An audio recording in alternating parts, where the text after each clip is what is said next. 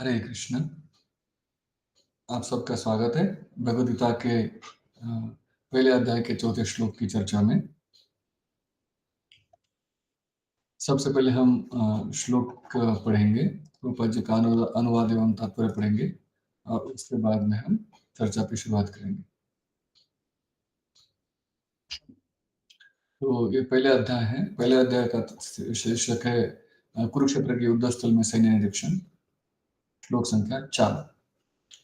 अत्र शूरा महेश्वासा भीमार्जुन समायुधि युयुधानो विराटश्च द्रुपदश्च महारथः। अत्र शूरा महेश्वासा भीमार्जुन समायुधि युयुधानो विराटश्च द्रुपदश्च महारथः। अत्र शूरा महेश्वासा भीमार्जुन समायुधि युयुधानो विराटश्च द्रुपदश्च महारथः। शब्दार्थ श्री प्रभुपाद जी के द्वारा। श्री प्रभुपाद जी की जय। अत्र यहाँ, शूरा वीर, महाईशु आसा महान धुरंधर, भीम अर्जुन, भीम तथा अर्जुन, समा के समान, युधि युद्ध में, युयुधान युयुधान, विराटः विराट, च भी, द्रुपदः द्रुपद, च भी, महारथः महान योद्धा। अनुवाद श्री प्रभुपाद जी के द्वारा। श्री प्रभुपाद जी की जय। अनुवाद। इस सेना में भीम तथा अर्जुन के समान युद्ध करने वाले अनेक वीर धनुर्धर है, यथा महारथी युयुधान, विराट तथा द्रुपद। तात्पर्य श्री प्रभुपाद जी के द्वारा। श्री प्रभुपाद जी की जय। यद्यपि युद्ध कला में द्रोणाचार्य की महान शक्ति के समक्ष धृष्टद्युम्न महत्वपूर्ण बाधक नहीं था, किंतु ऐसे अनेक योद्धा थे जिनसे भय था। दुर्योधन इन्हें विजय पथ में अत्यंत बाधक बताता है, क्योंकि इनमें से प्रत्येक योद्धा भीम तथा अर्जुन के समान दुर्जय था। उसे भीम तथा अर्जुन के बल का ज्ञान था, इसलिए वह अन्यों की तुलना इन दोनों से करता है।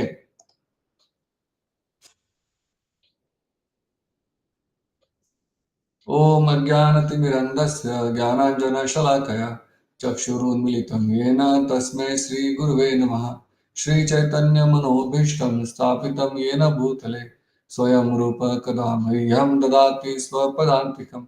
वन्देऽहं श्रीगुरो श्रीयुतापदकमलं श्रीगुरुन् वैष्णवांश्च श्रीरूपं साग्रजातं सहगण रघुनाथान्वितं तं सजीवं साद्वैतं सावधूतं परिजनसहितं कृष्ण चैतन्य देवं श्रीराधा कृष्ण पादान् सहगण ललिता श्री विशाखान्वितांश्च। हे कृष्ण करुणा सिंधु दीनबंधो जगतपते गोपेश गोपिका कांत राधा कांत नमोस्तुते। तप्त कांचन गौरांगी श्री राधे वृंदावनेश्वरी वृषभानुसुते देवी प्रणमामि हरिप्रिये। वाञ्छाकल्पतरुभ्यश्च कृपा सिन्धुभ्य एव च पतितानां पावनेभ्यो वैष्णवेभ्यो नमो नमः। जय श्री कृष्ण चैतन्य प्रभु नित्यानंद श्री अद्वैत गदाधर श्रीवासादि गौर भक्तवृंद। हरे कृष्ण कृष्ण कृष्ण हरे हरे, हरे राम राम राम हरे हरे। नमो विष्णुपादाय कृष्णप्रेष्ठाय भूतले श्रीमते भक्तिवेदांत स्वामिनिति नामिने। नमस्ते सरस्वती देवे गौरवाणी प्रचारिणे निर्विशेष शून्यवादी पाश्चात्य देशतारिणे।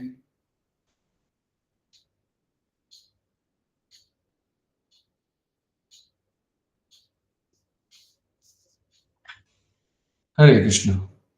तो आज का जो श्लोक है, अत्र शूरा महेश्वासा भीमार्जुन समायुधि युयुधानो विराटश्च द्रुपदश्च महारथा।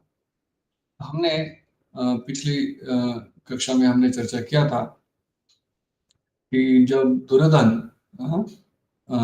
के बारे में संजय बताना शुरू करते हैं, तो सबसे पहले वो ये बताते हैं महाराज धृतराष्ट्र को कि दुर्योधन जो है वो राजा है। क्योंकि जैसे इसमें हमें संजय जी की बुद्धिमत्ता का भी ध्यान आता है कि कैसे संजय जी ने जो वो सुनना चाहते हैं उसके अनुसार, वो कौन, धृतराष्ट्र, जो धृतराष्ट्र सुनना चाहते हैं उनके अनुसार उन्होंने चर्चा को प्रारंभ किया और ये बताना प्रारंभ किया। और सबसे पहले उन्होंने क्या किया, दुर्योधन को राजा करके कहा, ताकि तो राजा के दो मतलब मैंने बताए थे। एक, राजा धृतराष्ट्र को भी बोला जाता है कि हे राजा देखिए ऐसा हुआ, और दूसरा राजा दुर्योधन की भी बोला जा सकता है यहाँ पे कि देखिए राजा दुर्योधन ने ये कहा, राजा राजा वचनम अब्रवीत। और तो जब दुर्योधन ने बताना शुरू किया तो क्या बताया दुर्योधन ने, पिछले पिछले श्लोक में जैसे हमने चर्चा किया था, पश्यताम पांडुपुत्राणाम आचार्य महति च मुम व्यूढ़ाम द्रुपद पुत्र न तव शिष्य न धीमता। तो वहां पे हमने चर्चा किया था कि देखिए आचार्य दुर्योधन बताता है कि ये जो है सेना विशाल सेना है, विशाल सेना है, और एक तरह से वो प्रशंसा भी करता है। किसकी प्रशंसा करता है, धृष्टद्युम्न की, कि देखिए उसने कितनी अच्छी व्यूह रचना बनाई है। कितना सुंदर तरीके से उन्होंने व्यूह रचना बनाई है जो हमारे व्यूह रचना को काट सकती है। तो उन्होंने एक तरह से प्रशंसा की, लेकिन वो प्रशंसा क्या थी, उपहासिक थी।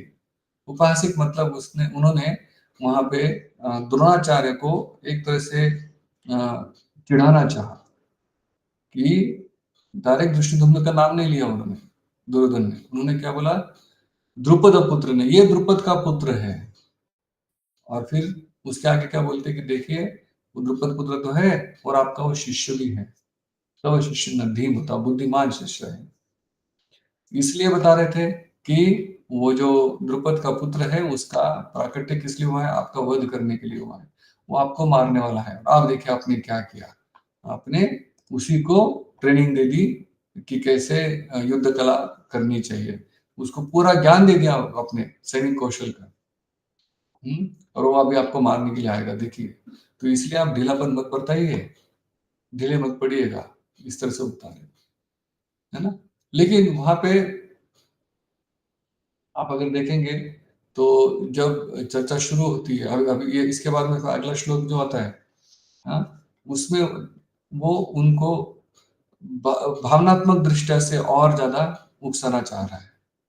देखिए कैसे होता है, हम जब भी कोई कार्य करते हैं वो कार्य करने के दो कारण होते हैं हमारे। एक कारण होता है लॉजिकल, कि हाँ ये जरूरी है, ये कार्य करना है, और दूसरा होता है इमोशनल। तो अगर हम देखें इमोशनल और ये लॉजिकल वे में, तो इमोशनल का पलड़ा हमेशा भारी रहेगा। उदाहरण के तौर पर आप देखिएगा, कोई बच्चा स्कूल में जाना चाहता नहीं है, माता पिता उसको बताते हैं नहीं स्कूल में जाना जरूरी है, स्कूल में जाके आप पढ़ाई करोगे, आपको अच्छा आगे होगा, ऐसे होगा, इतना समझाते हैं, लेकिन बच्चे का जाने का मन नहीं है ना, उसकी इमोशन स्कूल से अटैच नहीं हुई है। तो फिर क्या होता है, वो स्कूल में जाना नहीं चाहेगा।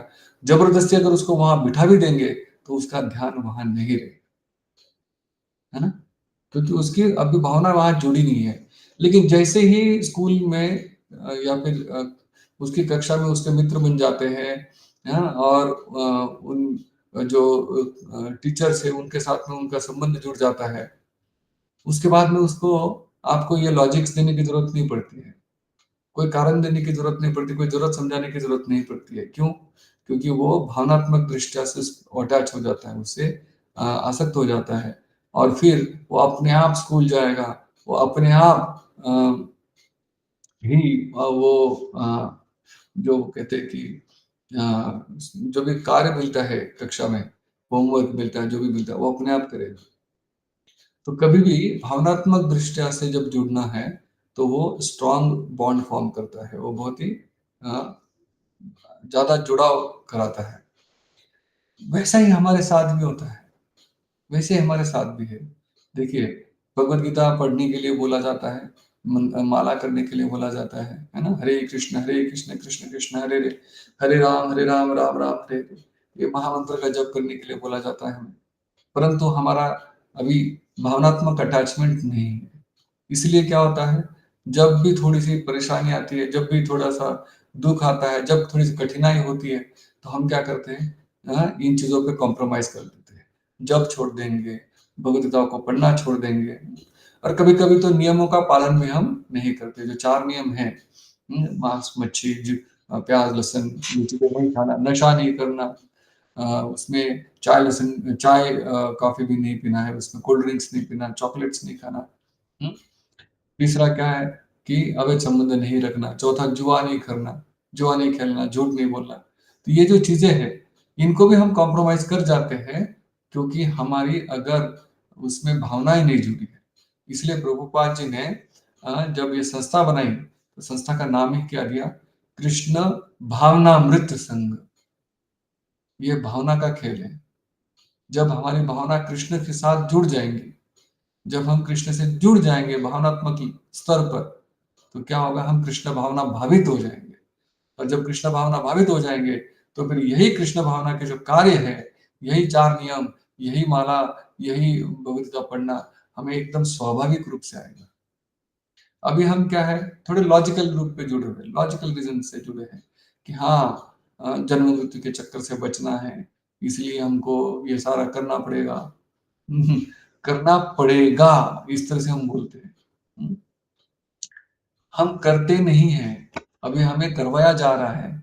किसके द्वारा? गुरु के द्वारा और जो हमारे संग देने के लिए बाकी वैष्णव हैं, उन वैष्णव के द्वारा हमें एक तरह से कराया जा रहा है। परंतु जब हम कृष्ण भावना भावित हो जाएँगे, तब हम इन चीज़ों से बिल्कुल विलग नहीं रह पाएँगे, विभक्त नहीं हो पाएँगे और पूर्ण 24 घंटे हमें कृष्ण का चिंतन रहेगा और तब वो स्थिति आएगी, अनन्या चिंतयन्तो माम ये जना पर्युपासते तेषां नित्याभियुक्तानां योगक्षेमो वहाम्यहम्।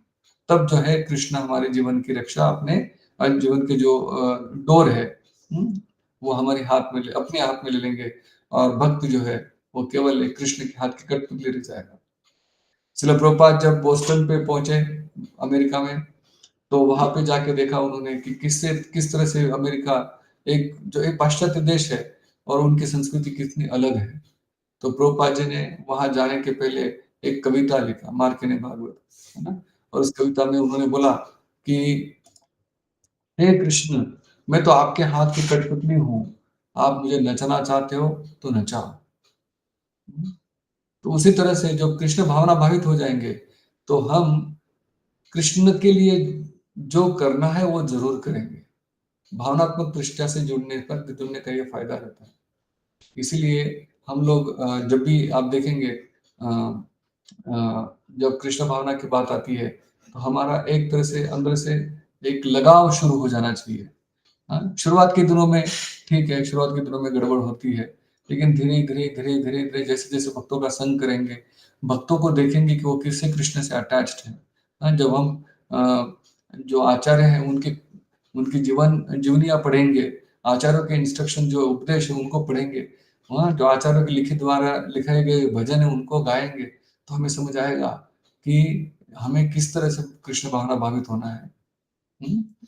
ये जो भजन है, ये जो आचार्यों का प्रेम है कृष्ण के प्रति, वो प्रेम पूरे शास्त्रों का निचोड़ है, वो निचोड़ इन भजनों में आया हुआ है। तो जब हम भजन उनके मतलब के साथ हम मतलब समझ के अगर हम गाएँगे, तो बहुत ही स्वाभाविक है हमारे अंदर वो कृष्ण भावना का एक ऐसा एक तूफ़ान सा उमड़ पड़ता है। क्यों? क्योंकि उसमें उन्होंने अपना प्रेम डाल के रखा हुआ है, कृष्ण प्रेम डाला हुआ है और जब हम करते हैं, तो वो कृष्ण प्रेम हमारे अंदर स्थानांतरित होता है। तो इसीलिए जब हम कृष्ण भावना भावित होने का प्रयास करते हैं, धीरे-धीरे प्रैक्टिस से होता है और लगे रहना पड़ता है। ये नहीं कि थोड़ी कठिनाई आई तो छोड़ दिया, ऐसे नहीं करना है। डटे रहे। हुँ? ये जो भौतिक आसक्तियाँ हैं हमारी इतनी जल्दी जाएँगी नहीं, क्योंकि जन्म-जन्मांतर से हम जो है इस भौतिक चीज़ों में फँसे हुए हैं। तो अभी हमने कृष्ण भावनामृत का स्वीकार किया है, तो एक तरह से पंखे का बटन हमने बंद किया हुआ। जब बटन बंद करते हो तो उसमें इलेक्ट्रिसिटी नहीं आ रही है, तो पंखा रुकेगा, धीरे-धीरे, धीरे-धीरे पंखा रुकेगा। तो वैसे ही हमारी जो भौतिक आसक्तियाँ हैं, ये रुकेंगी। हमारे अंदर कृष्ण भावनामृत का एक उफान सा आएगा और कृष्ण प्रेम से हमारा हृदय भर जाएगा। जब ऐसा होगा, तो हमें कोई चीज़ दुनिया के टस से मस नहीं कर सकती अपने कृष्ण भावनामृत से। तो ये चीज़ दुर्योधन भी जानता है कि लॉजिकल रीज़न और इमोशनल रीज़निंग, दोनों में इमोशनल रीज़निंग बहुत ज़्यादा स्ट्रॉन्ग रहता है। हुँ? जैसे आप देखते होंगे पिता-पुत्र की बात में जो होती है, हुँ? अ, बच्चे जो है माता-पिता से माँगते हैं कि मुझे ये चीज़ खाने के लिए चाहिए, वो चीज़ खाने के लिए चाहिए। माता-पिता कहते हैं कि नहीं, ये चीज़ अच्छी नहीं है, ये चीज़ खाने के लिए तुम्हारे लिए ठीक नहीं है, वैसे नहीं है। परंतु जब बच्चा जिद करता है, तो उनको लगता है ठीक है, क्या करें, एक बार दे दिया तो क्या फ़र्क पड़ेगा। पर वो एक बार भी जो है, वो बाद में उनको कृष्ण भावनामृत को हानि दे सकता है। इसलिए अ, फिर भी वो केवल भावनात्मक दृष्टता से जुड़े हुए हैं ना अपने बच्चों से, तो इसलिए उनकी जो रिक्वायरमेंट्स वो पूरी कर देते हैं, हालाँकि वो कितनी भी गलत हो सकती है। हाँ? तो कहने का अर्थ ये है कि ये भावनाएँ जो होती है वो बहुत ही प्रबल होती है। ये जो भावनाएँ हैं इतनी प्रबल होती है कि हमें लॉजिक को वो हरा देती है। हुँ? तो यहाँ पे देखेंगे जब दुर्योधन द्रोणाचार्य से कह रहा है, हुँ? वो कह रहा है कि देखिए अत्र शूरो महेश्वासा, देखिए इतने सारे महारथी हैं यहाँ पे और क्या कह रहे हैं कि भीम अर्जुन समायुधो, कि ये भीम और अर्जुन के इक्वल, उनके समान अनेक शूरवीर हैं और फिर उनमें से नाम बोलता है। अब उसने पिछले श्लोक में क्या किया था कि द्रोणाचार्य को उकसा रहा था, किसको, धृष्टद्युम्न का नाम पकड़ के। धृष्टद्युम्न डायरेक्ट नहीं बोला, उन्होंने क्या बोला कि द्रुपद पुत्र ने। अब जब भी हम बात करते हैं, है ना, तो बात करते हैं तो क्या होता है, जो महत्वपूर्ण चीजें हैं उनको या तो बातों के एकदम शुरुआत में रख देते हैं या तो बातों के अंत में रखते हैं, है ना, एकदम बातों में शुरुआत में अंत में, बीच में जो है वो मसाला भरा रहता है। तो उसी तरह से यहाँ पे दुर्योधन ने देखिए बहुत ही कुटिल रीत्या चर्चा करते हुए उसने क्या बोला कि युयुधान विराटश्च द्रुपद, सबसे आखिर में नाम किनका लिया, द्रुपद, जिनके ऊपर द्रोणाचार्य को बहुत गुस्सा आएगा,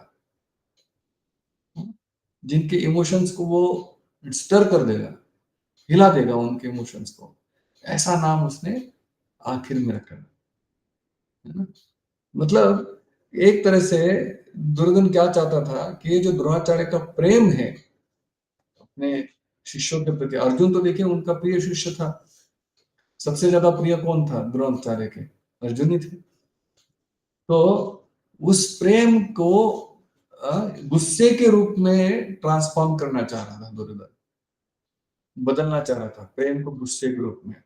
और वो गुस्सा दिलाने के लिए वो क्या करे जा रहा था, वो बार बार जो द्रोणाचार्य के साथ जो हुआ था, घटनाएं हुई थी पूर्व पूर्व टाइम में, पूर्व समय में, उनको याद दिला रहा है, द्रुपद पुत्रेण द्रुपद, तो इस तरह से बोल के वो उनको याद दिला रहा है कि देखो वो तो तुम्हारा काल है, क्योंकि उसने उसका जन्म ही या उसका प्राकट्य ही हुआ है तुम्हारी मृत्यु के लिए, वो खड़ा।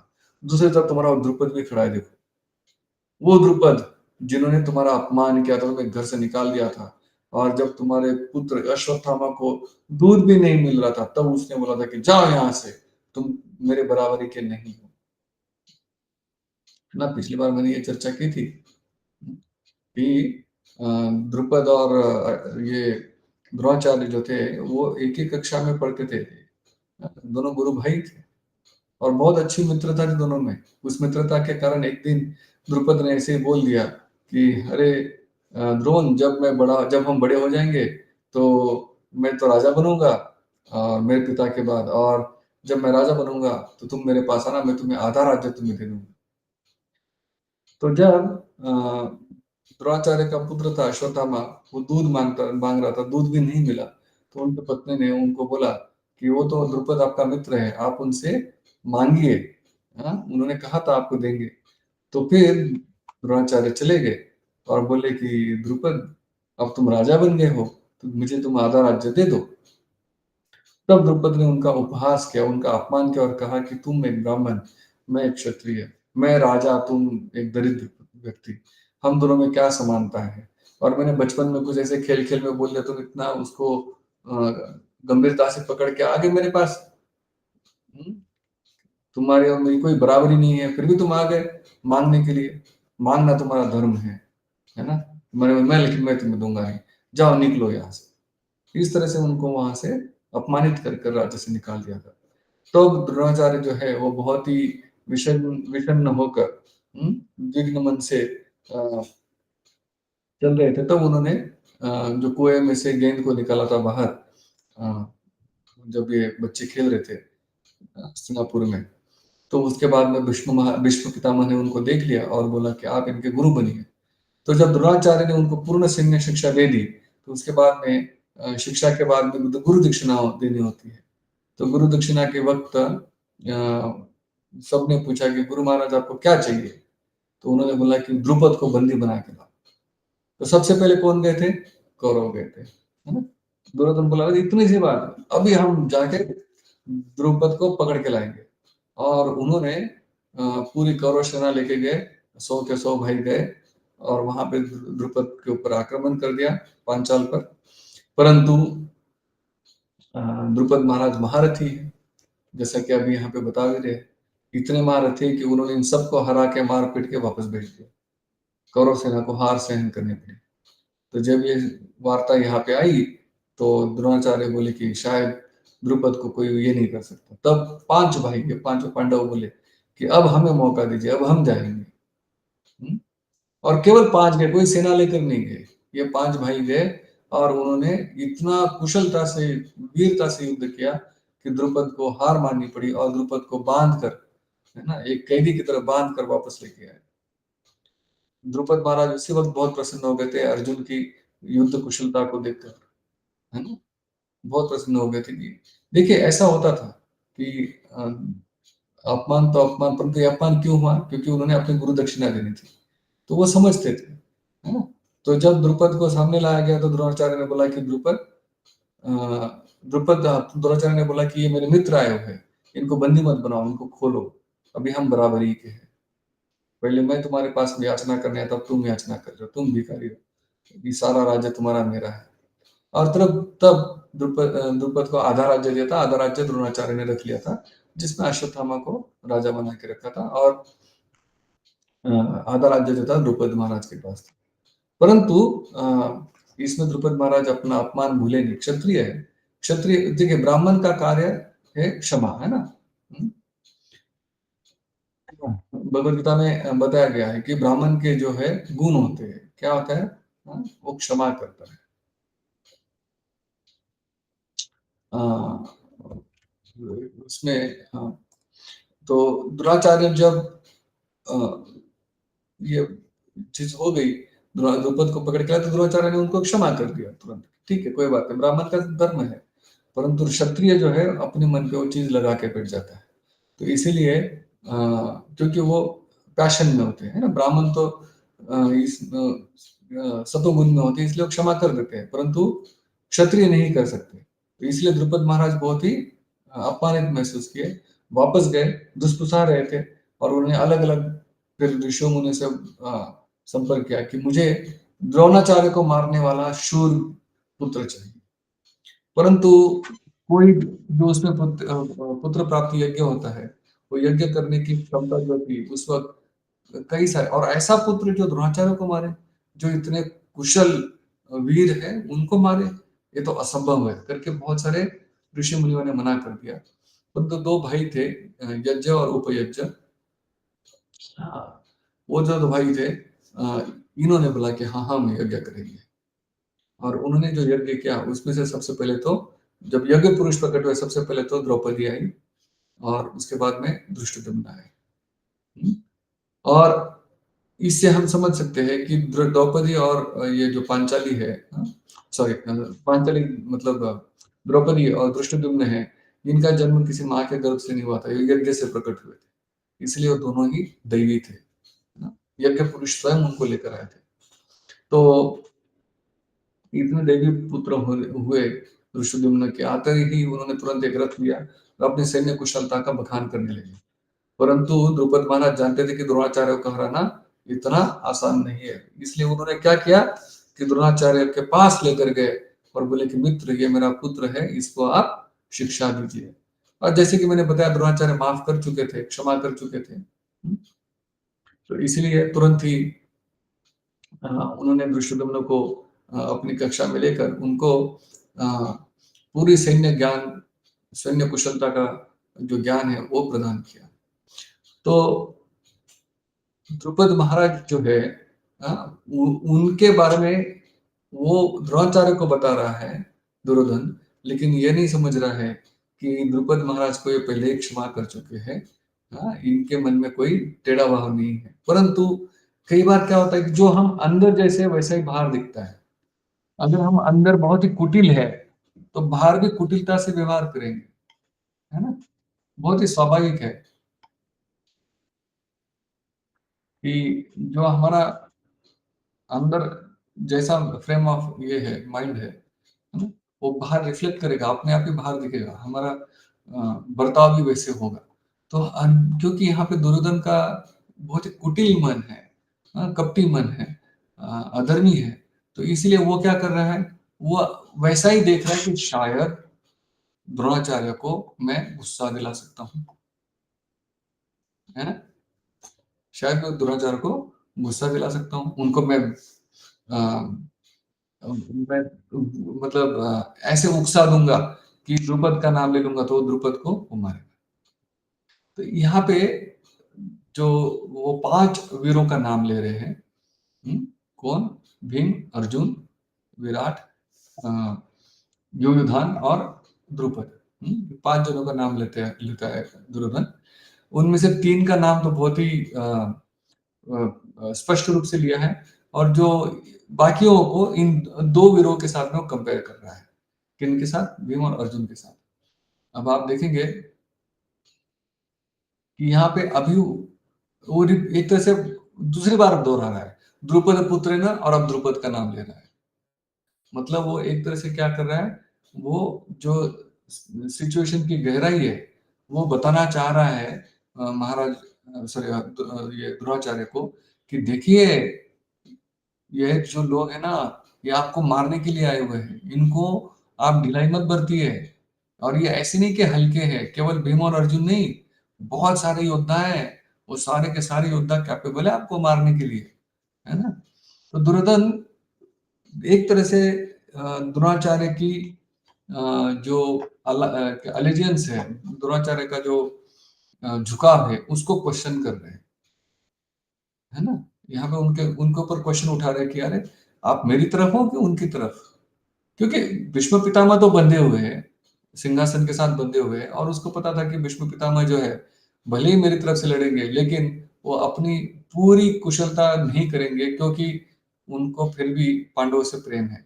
तो उनको बोल के कोई फायदा है नहीं, है ना? क्योंकि भीष्म पितामह ने पहले ही बोल दिया था कि जिस वक्त मैं मैदान में रहूंगा उस वक्त कर्ण नहीं रहेगा, कर्ण बीच में नहीं आएगा, है ना?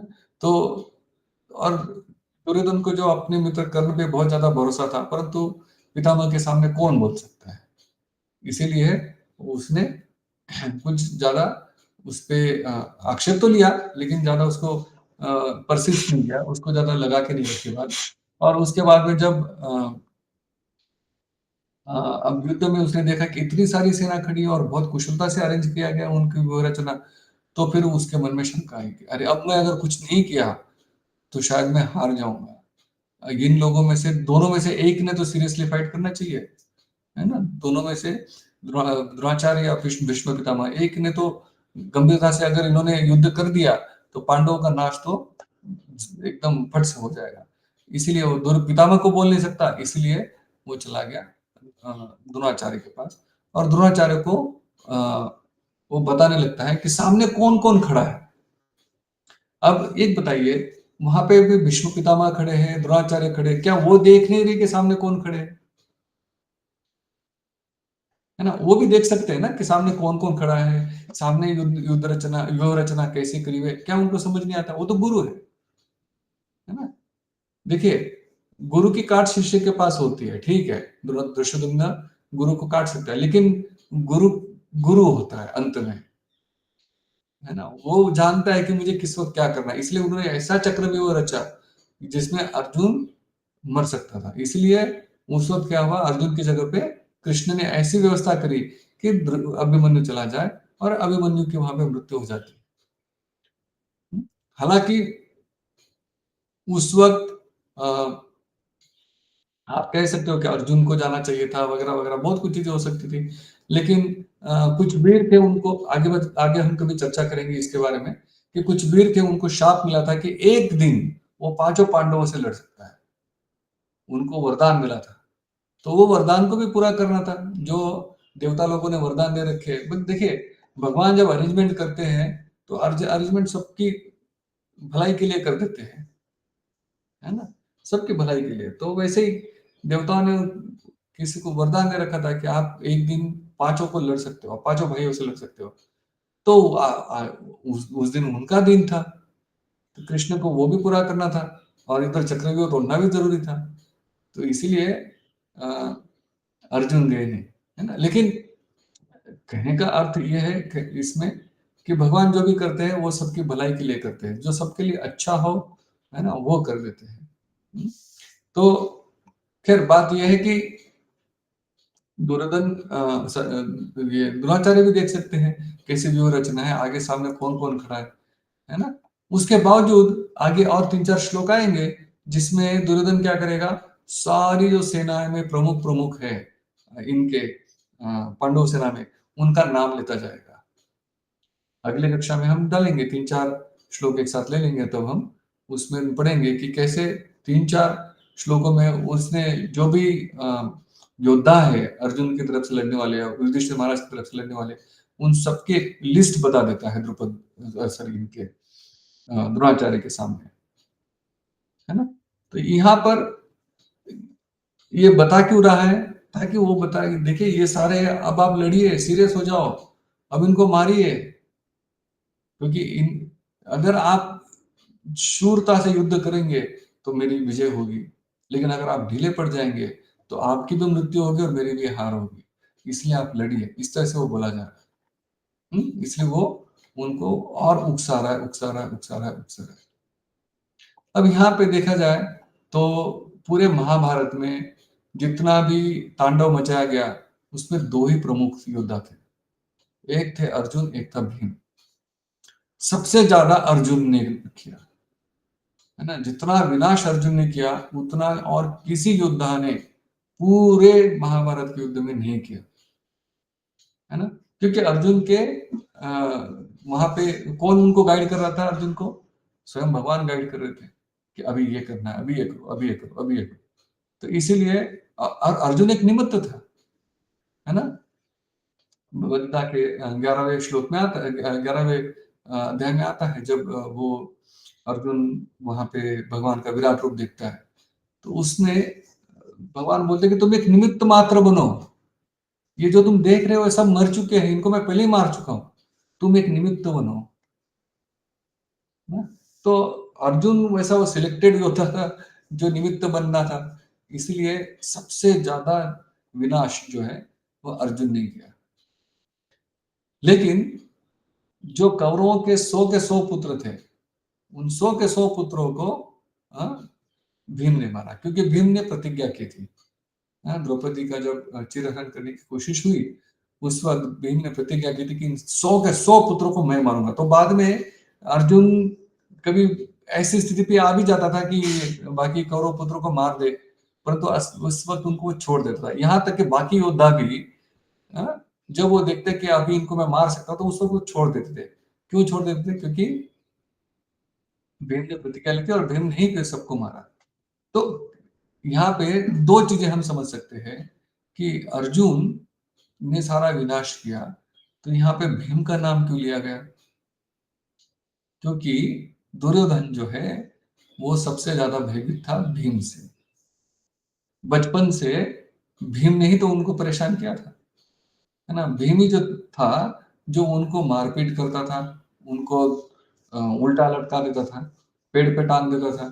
तो उसके लिए उन्होंने क्या किया, भीम को विष देकर गंगा जी में फेंक दिया। परंतु सौभाग्यवश वो नागलोक चला गया और वहाँ से ऐसी खीर पी के आया जिससे उसमें 10,000 हाथी का बल आ जाए। तो बल और आ गया, और बल आ गया, और पता भी था मुझे किसने विष दिया था। तो फिर आके उन्होंने और तांडव मचाया, इनको बहुत मारते थे, बहुत परेशान करते थे, है ना? उसके बाद में लाक्षागृह में भी भीम ने ही गुफा खोद के सबको बाहर निकाला। बकासुर को मारा, भीम ने मारा, हिडम्ब को मारा, भीम ने मारा। तो उसकी ख्याति तो हर जगह थी, और भीम जैसा गदा युद्ध कोई नहीं कर सकता था, है ना? तो दुर्योधन को भय किससे था सबसे ज्यादा? भीम से था। इसीलिए वो केवल अर्जुन नहीं बोला, उसने क्या बोला? भीम अर्जुन। उसने युधिष्ठिर का नाम नहीं लिया, ना नकुल का लिया, ना सहदेव का लिया। उसने केवल भीम और अर्जुन का लिया। अर्जुन ने तो विनाश किया ही, पर भीम का भी नाम लिया। तो कहने का अर्थ है क्योंकि उसके मन में वो भय था भीम के नाम से, इसलिए। दूसरा इसका पहलू यह है कि जी हाँ, बोला गया है कि भीम अर्जुन समायुधो, कि भीम और अर्जुन के समान। मतलब आप किससे कंपेयर कर रहे हो? भीम और अर्जुन से कंपेयर कर रहे हो? नहीं, यहाँ पे ये रेफरेंस पॉइंट है, ये एक रेफरेंस पॉइंट है। देखिए, रेफरेंस पॉइंट मतलब ऐसा नहीं कि अ, मतलब ये दोनों इन ये थे, नहीं, ये नहीं है। हम्म? दोनों इक्वल फुटिंग पे नहीं है, लेकिन एक तरह से आप देखा जाए तो एक लेवल पे भीम और अर्जुन के समान कोई भी नहीं था, ठीक है। परंतु परंतु दिस इज, ये एक कंपैरिजन कर रहे हैं कि उनके जैसे ही और भी योद्धा है उनकी जो सेना में, है ना? उनकी सेना में और भी है, बहुत सारे वॉरियर्स है। और उसमें से उदाहरण के नाम पे 3 देता है, युयुधान, विराट और द्रुपद, ये 3 नाम और देता है। ये देखिए कि, और इसके बाद में और भी आएंगे, इसके बाद और भी आएंगे। हम्म? इसका मतलब ये सारे के सारे महान योद्धा है, और ये मेरे जीत के रास्ते में बाधक है। अगर आप मुझे चाहते हो जितवाना, तो आपको इनको मारना पड़ेगा। अब मतलब यहाँ पे आप ढिलाई बरतेंगे तो विनाश है, हम नहार सकते हैं। तो ढिलाई मत बरतिए, आप अच्छे से लड़ाई कीजिए। अब ये जो 3 योद्धा नाम लिए हैं, इनके बारे में थोड़ी चर्चा करते हैं। यहाँ पे युयुधान, अ, जिनका दूसरा नाम सात्यकी भी है, और एक नाम और युधान भी है। युधान, युयुधान या सात्यकी, ये एक ही जने के नाम है। हम्म? तो हम्म, युयुधान जो है, सात्यकी जो है, वो अ, द्रोणाचार्य से ही शिक्षा लेते थे। हम्म?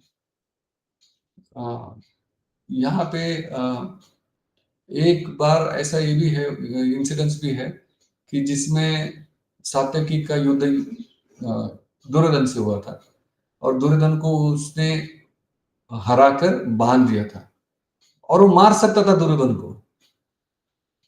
ये जो 18 दिन थे, उसमें से एक दिन सात्यकी ने दुर्योधन को हरा दिया था, पकड़ लिया था, बांध दिया था, और वो मार सकता था, लेकिन उसने भी, भीम का प्रतिज्ञा याद है सबको, इसलिए उसने भी उनको, दुर्योधन को छोड़ दिया था। तो सात्यकी बहुत ज्यादा कह सकते हैं कि कुशल योद्धा थे। वो भी द्रोणाचार्य के इनमें, मतलब जब पांडव कौरव बढ़ रहे थे, उनके साथ में इनके गुरु भाई थे। हम्म, इनके गुरु भाई थे। और हुआ क्या कि जब जब एक्चुअली इनकी शिक्षा पूरी हुई, हाँ, उसके बाद में युयुधान, मतलब ये जो सात्यकी है, ये सात्यकी इनसे अर्जुन से अर्जुन को बहुत मानते थे, और अर्जुन से सीखते थे, है ना? तो उनके साथ में ही रहते थे, लेकिन वहां पे सीखने के बाद भी, उसके बाद में जब अर्जुन और सात्यकी मिलते थे, तो सात्यकी हमेशा अर्जुन से और शिक्षा ग्रहण करते थे। इसलिए एक तरह से वो अर्जुन को अपने से श्रेष्ठ मानकर, वो अर्जुन को एक टीचर के रूप में देखते थे। हुँ? तो जब युद्ध हुआ तो बहुत ही स्वाभाविक है कि जिनको टीचर कंसीडर करते हैं, वो अगर लड़ रहे हैं, तो वो सात्विकी उनकी बाजू से लड़ेंगे, है ना? इसीलिए सात्विकी जो थे वो युधिष्ठिर महाराज की तरफ से लड़ रहे थे। और जो सात्विकी थे उन वो जब आखिर में युद्ध खत्म हुआ तो अ, जो वीर बचे थे, 5 पांडव बचे थे और 1 सात्विकी बचे थे। सात्विकी भी युद्ध में बचे थे। केवल 6-7 लोग बचे थे, उसमें से एक अश्वत्थामा तो अलग है। अश्वत्थामा को पनिश कर दिया गया था। अ, लेकिन सात्विकी बचे हुए थे बाद में। हुँ? तो सात्विकी का वीरता का सबसे ज़्यादा प्रूफ मिलता है 14वें दिन। जब 14वें दिन मतलब 13वें दिन चक्रव्यूह रचा गया था और चक्रव्यूह के युद्ध के अंत में हम सबको विदित है कि अभिमन्यु का वध किया गया था। सारे ये जो वीर है महारथी आकर एक साथ जबकि युद्ध में नियम होता है कि एक के साथ एक लड़ा जाता है, परंतु ये सारे वीर एक साथ टूटे थे अभिमन्यु के ऊपर। अभिमन्यु सातों के साथ लड़ते-लड़ते वो अ सद्गति को प्राप्त हो गए और जब उनका मृत शरीर पड़ा था तो जयद्रथ ने आके उनके सर पे लात मारी थी। हालाँकि जयद्रथ जो था वो दुर्योधन का बहनोई था। तो अर्जुन ने तो प्रतिज्ञा की थी कि मैं जो हूँ मैं जयद्रथ को कल शाम तक मार दूँगा और नहीं मार पाया तो मैं स्वयं को अग्नि में प्रवेश करा दूँगा। तो युधिष्ठिर महाराज ने जब ये सुना कि इसकी ऐसी प्रतिज्ञा है, तो उन्होंने सात्यकी से निवेदन किया कि अर्जुन की रक्षा करने के लिए तुमको जाना पड़ेगा, तुमको साथ में रहना अर्जुन के, है ना? तो 14वें दिन वो युद्ध हुआ था और कौरवों को पता था कि जयद्रथ अगर बच गया तो अर्जुन गया मतलब हम जीत गए। तो इसीलिए सबसे सेना के सबसे अंत में उन्होंने जयद्रथ को छुपा के रखा था और पूरी सेना जो थी वो जयद्रथ का प्रोटेक्शन कर रही थी। तो जब अर्जुन सवेरे शुरुआत करी युद्ध की, तो इतनी तेजी से जा रहे थे अंदर, इतनी तेजी से अंदर जा रहे थे कि मतलब अर्जुन के सामने कोई खड़ा नहीं, टिक नहीं पा रहा था। हाँ? तो इसीलिए क्या हो रहा था, जैसे अर्जुन आगे बढ़ता और लोग टूटते, फिर अर्जुन उनको बाजू करता ऐसे। तो चल रहा था और युधिष्ठिर महाराज ने सात्विक को निवेदन किया था कि वो अर्जुन के पीछे रहेंगे और अर्जुन की रक्षा करेंगे। तो जो सात्विकी थे, वो सात्विकी क्या करते थे जो भी पीछे से आक्रमण होता था तो सात्विकी उनको बचाते हुए चल रहे थे। और यहाँ तक कि एक योद्धा थे भूरिश्रव, हाँ, भूरिश्रवा करके एक योद्धा थे। वो भूरिश्रवा ने सात्विकी के साथ युद्ध किया, सात्विकी को रथ से नीचे गिरा दिया और अ, उनको एक तरह से ह्यूमिलिएट किया गया, उनको अपमानित करा गया, है ना? उनको बहुत ही मारा-पीटा गया एक तरह से। उसके बावजूद सात्विकी उठे और उठ के फिर युद्ध किया और भूरिश्रव का वध किया। भूरिश्रव का जब वध हुआ तो उनके जो पिताजी थे उनका नाम सोमदत्त था। वो सोमदत्त आए कि मेरे पुत्र का वध इस सात्विकी ने कैसे किया करके। तो सोमदत्त के साथ युद्ध हुआ, तो सात्विकी ने सोमदत्त को भी मारा और जब सोमदत्त को मारा तो उनके पिताजी जो थे, उनका नाम था भालिक, वो आए। लेकिन जब तक अर्जुन काफ़ी आगे चले गए थे और वहाँ पे भीम पहुँच गए थे, तो भीम ने सात्विकी को बोला कि तुम आगे जाओ और भालिक के साथ में भीम ने युद्ध किया और भीम ने भालिक का वध कर दिया था। भालिक का वध भीम ने फिर किया था। तो मतलब 3 जनरेशन्स भालिक, सोमदत्त और भूरिश्रव एक ही दिन पे 14वें दिन उनका नाश हुआ था। ये और फिर अर्जुन आगे जयद्रथ तक जाता है और सारी कथा हम बाद में कभी चर्चा करेंगे।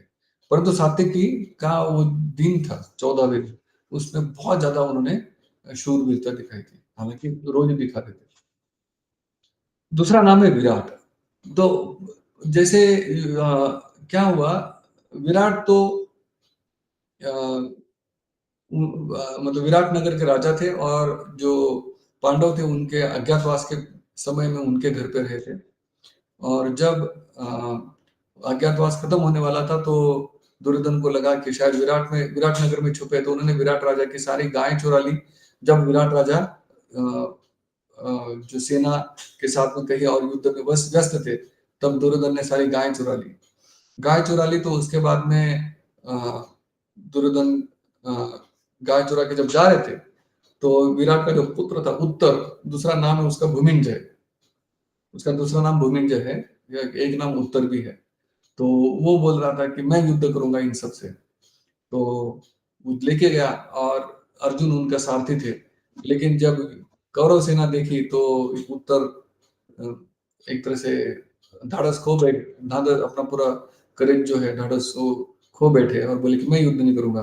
तब अर्जुन ने युद्ध किया था और उत्तरा ने मांगा था कि जितने भी योद्धा है जिनसे आप युद्ध करोगे उनके उत्तरीय लेके आना। उत्तरीय मतलब जो वस्त्र होता है ऊपर एक कवरिंग वस्त्र होता है चेस्ट के ऊपर, वो लेके आना। तो अर्जुन ने फिर सबको युद्ध करके सबके वस्त्र लेकर आ गए थे। तो उत्तरा बहुत खुश हुई थी और विराट राजा जब युद्ध से वापस आए देखा तो उन्होंने अर्जुन का बहुत सत्कार किया और बोला कि मेरी पुत्री को आप स्वीकार करिए। तो पुत्र जो उत्तरा है उसकी उसका विवाह जो है वो अभिमन्यु के साथ किया गया था।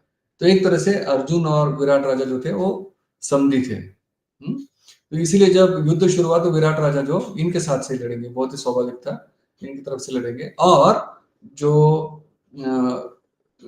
जो 7 अक्षौहिणी सेना थी, वो 7 अक्षौहिणी सेना को एक-एक अक्षौहिणी का एक-एक इंचार्ज बनाया गया था। तो विराट राजा को एक अक्षौहिणी सेना का इंचार्ज करा गया।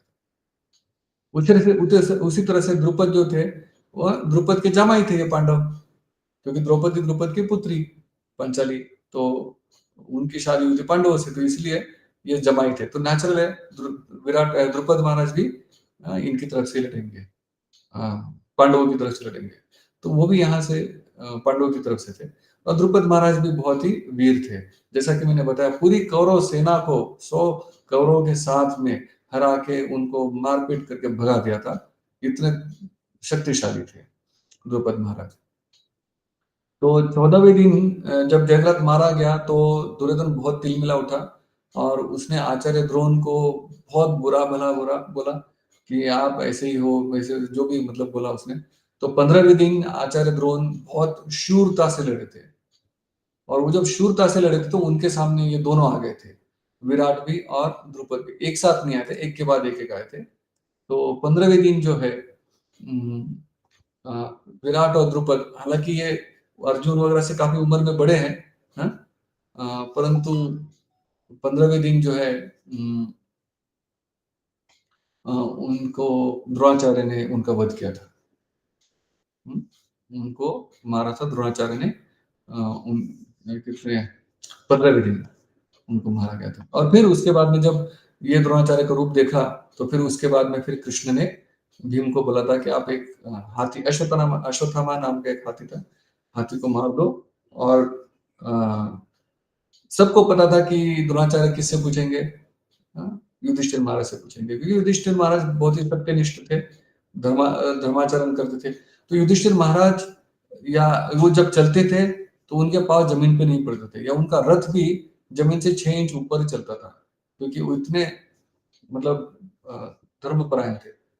तो इसलिए द्रोणाचार्य को जब सुनाई दिया कि अश्वत्थामा मरा, भीम ने मारा तो हाथी को, लेकिन जोर जोर से चिल्लाने लग गया कि अश्वत्थामा मरा। तो द्रोणाचार्य तुम चले गए किनके पास, युधिष्ठिर महाराज के पास, और पूछा कि क्या अश्वत्थामा मरा। तो वहां पे पहली बार यहाँ पे भगवान ने युधिष्ठिर महाराज को बोला था कि आपने बोलना है कि मरा, लेकिन उन्होंने भगवान की आज्ञा का पालन नहीं किया। उन्होंने बोला कि हाँ, अश्वत्थामा हतो नरोबा कुंजरोबा। हाँ, हतो हतो मतलब मर गया, अश्वत्थामा तो मरा है, लेकिन हाथी मरा या आदमी मरा वो नहीं पता। जैसे ही ऐसा कहा उनका तुरंत रथ जो है वो जमीन से स्पर्श हो गया, तुरंत जमीन पे आ गई। क्यों? क्योंकि उन्होंने भगवान, धर्म क्या है, धर्म जो है भगवान की आज्ञा ही धर्म है ना। धर्मस्य तत्वम गुहितम निहाय। क्या है धर्म? धर्म क्या है? जो भगवान ने बताया है वो धर्म है ना। तो इसलिए जब भगवान ने बोला था उनको कि आपने ऐसा बोलना है, उन्होंने पालन नहीं किया। तो धर्म के विरुद्ध हुआ, इसलिए वो जमीन पे आ गए थे। तो खैर 15वें दिन द्रुपद और विराट दोनों का वध हुआ था, और उसी दिन शाम को फिर धृष्टद्युम्न ने जो है इनका वध किया था, द्रोणाचार्य का। और 16वें दिन धृष्टद्युम्न को अश्वत्थामा ने मारा था। तो ये उसकी आज की चर्चा है। तो इसमें एक और चीज हम समझ सकते हैं कि कैसे, देखिए अभी अगले श्लोकों में भी आप देखेंगे द्रोणाचार्य को जो वो बता रहा है, दुर्योधन एक एक नाम लेके बता रहा है, सारे योद्धाओं के नाम गिनाता है, उसमें वो कृष्ण को कहीं नहीं पकड़ता। वो कृष्ण को कहीं नहीं पकड़ता। मतलब देखिए, जहाँ कृष्ण के बिना जगत व्यर्थ है ना, कृष्ण के बिना पूरा जगत व्यर्थ है। लेकिन अर्जुन जो है, सॉरी, लेकिन ये दुर्योधन जो बताता है कि ये देखिए, ये उनकी सेना में ये खड़े, ये खड़े, ये खड़े, वो कहीं कृष्ण का नाम नहीं लेते। क्यों? क्योंकि कृष्ण ने बोला था मैं अस्त्र शस्त्र धारण नहीं करूंगा, इसलिए दुर्योधन उनको एक बोझ समझ रहा था। जैसा मैंने पिछली बार बताया था कि जब अर्जुन और दुर्योधन दोनों गए थे, कृष्ण ने बता दिया था कि मैं युद्ध नहीं करूंगा। तो दुर्योधन ने तुरंत बोला कि नहीं, मुझे तो आर्मी चाहिए, तुमको लेके कौन क्या करेंगे हम, तुम तो बोझ हो, है ना। तो ये देखिए, जैसा मैंने बोला कि कपटी, अगर हम अंदर से, हमारे अंदर कपट है, तो बाहर भी हमारे जो व्यवहार है उसमें भी कपट आएगा।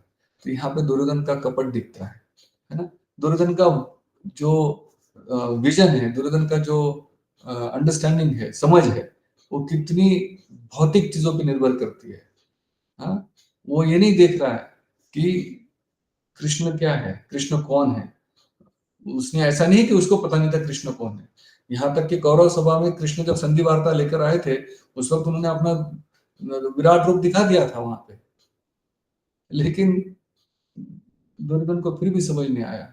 दुर्योधन जो है वो केवल और केवल सेना में इंटरेस्टेड था, कृष्ण के ऊपर नहीं। इसीलिए जब यहाँ पे अलग अलग योद्धाओं के नाम ले रहे हैं, तो उन योद्धाओं के नामों में वो कृष्ण का नाम कहीं नहीं लेता, कहीं नहीं लेता।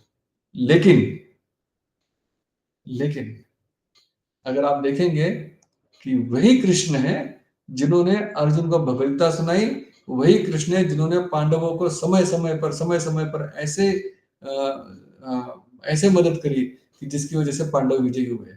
यहाँ तक कि जब संजय भगवत्ता का ये जो हम खत्म होगा, तो संजय वहां पे क्या बोलेंगे कि यत्र योगेश्वर कृष्ण, जहाँ पे कृष्ण है ना, और यत्र धनुधर धनुधर, यत्र पार्थ धनुधर, जहाँ पे धनुधर अर्जुन है ना, वहां पे तत्र से विजय, मतलब क्या है कि वहीं पे विजय होगी। तो हम भी कई बार जब कार्य करते हैं, तो हम अपने ऊपर इतना विश्वास कर लेते हैं, खुद की कैपेसिटीज पे इतना विश्वास कर लेते हैं कि हम भगवान को बीच में लाते ही नहीं है ना। लेकिन पांडवों का उदाहरण लीजिए, जैसे ही कृष्ण चले गए, पांडव तुरंत राज्य त्याग कर तुरंत स्वर्गारोहण के लिए चल पड़े, है ना। तो ये दिखाता है भौतिक दृष्टि और आध्यात्मिक दृष्टि से। तो हमें भी जब परिस्थितियां आती है, कठिन होती है, तो हमें भगवान की शरण ग्रहण करनी चाहिए। और भगवान की शरण ग्रहण करने का बहुत ही सरल विधान है। क्या है? हरे कृष्ण कृष्ण कृष्ण हरे हरे, हरे राम राम राम हरे हरे। हरे कृष्ण महामंत्र का जप करना है, भगवान से प्रार्थना करनी है, यही एक सरल उपाय है। तो यही पे विराम देते हैं। अगर आपका कोई प्रश्न है, कोई टीका टिप्पणी है, तो कृपया करके आप नीचे कमेंट्स में लिख सकते हैं। और अगले हफ्ते हम 3-4 श्लोक एक साथ ले लेंगे, जिनमें केवल योद्धाओं का वर्णन है। हरे कृष्ण। आपका बहुत बहुत धन्यवाद। चलो प्रभुपाद जी की जय। हरे कृष्ण।